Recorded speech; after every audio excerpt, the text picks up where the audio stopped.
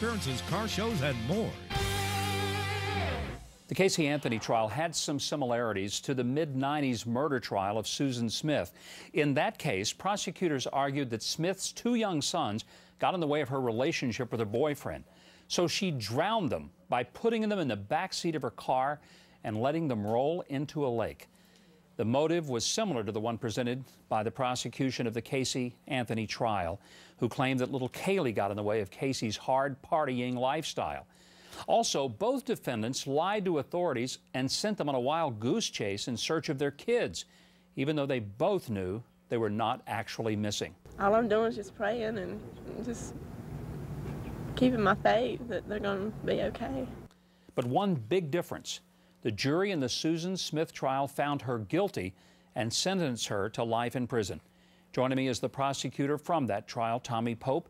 Since that time, Tommy is now a member of the South Carolina House of Representatives. Tommy, thank you for joining me today. And I want to first get a reaction to what Professor Dershowitz said regarding celebrating. I thought it was poignant that, as a defense attorney, he said he did not celebrate even when he got an acquittal.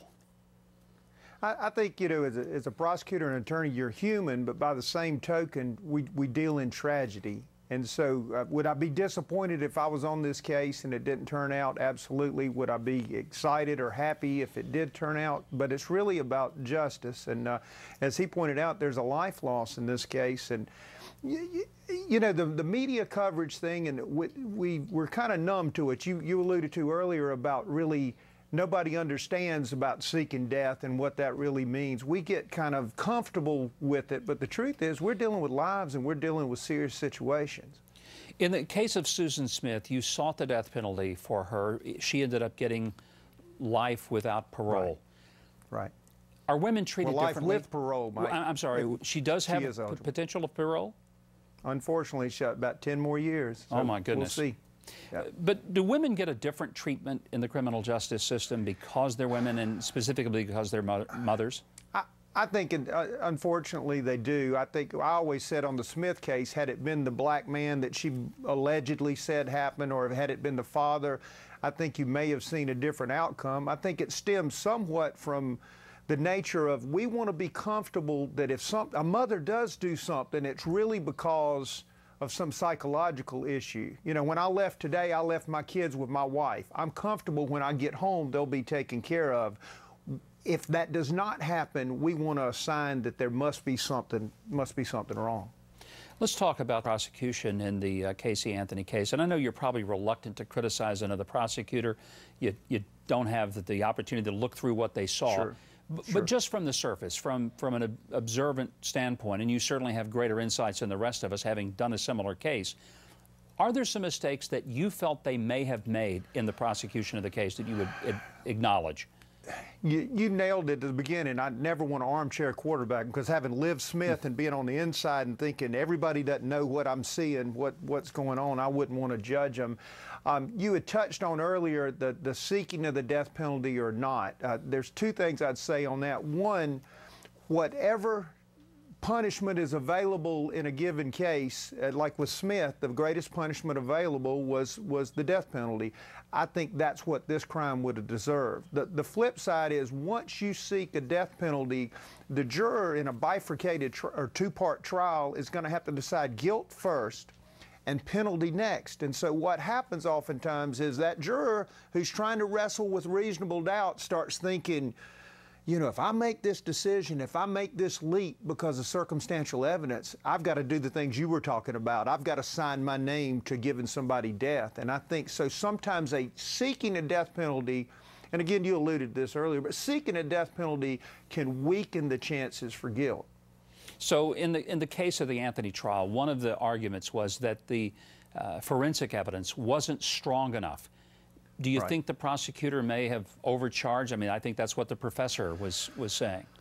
Yeah, You know, again, today we can certainly sit here and say yes, because I think what we saw in this jury was a jury who used beyond a reasonable doubt to effectively avoid that second decision, as we discussed. But with the evidence that was there, it was certainly circumstantial, and we live in the CSI world. I often used to stand before the jury, and part of my opening statement would be explaining that really this isn't CSI. And although I've sat in this chair or touched this glass or touched this jury rail, my DNA may or may not be there. Had DNA been there, what would they have said? If Casey Anthony's DNA was there, they'd say, of course it is, that's her mother. But you know, we're so primed from television, like you said, at the end of the show, we get all the answers, or Alan said.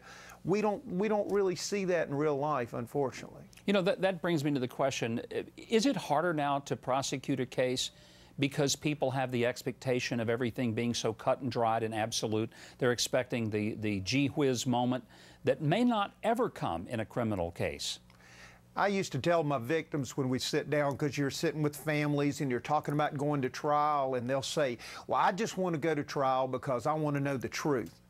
And I say, and this is kind of paraphrasing what Alan said, but I say, we'll go to trial and hopefully we'll have a conviction in this matter, but you may never truly know what happened that night, because there may be only two people. There may be the victim and the defendant that only are the real ones that can tell you what happened. And so, but I will kind of differ with Alan a little bit when he was talking about our system doesn't deliver truth.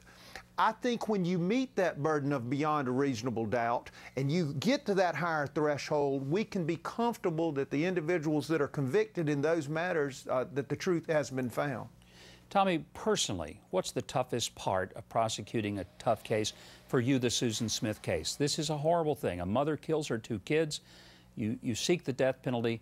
When it's over and you go home that night, tell me, what do you say to your wife the night the trial is over and you, away from the cameras and away from all the publicity, what do you say to her?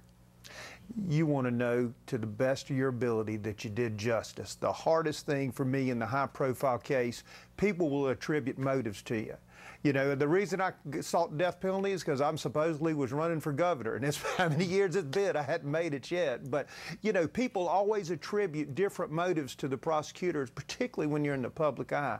You've got to know, and you've got to rest, just like you said, signing those death warrants. You've got to know that you didn't play to the public, you didn't play to the cheap seats, you did what you thought was right, and be able to live with that and live with yourself. Tommy, thank you very much for your insight and for sharing your story with us here today. Tommy Pope, prosecutor. It was an honor to be here. Thank you very, very much. There were two people initially who thought definitely first degree, but at the same time they did admit they felt it, and they just felt like it wasn't substantiated. So how does a jury separate emotions from evidence in making a decision? We're going to ask some jurors from the Scott Peterson trial when we come back.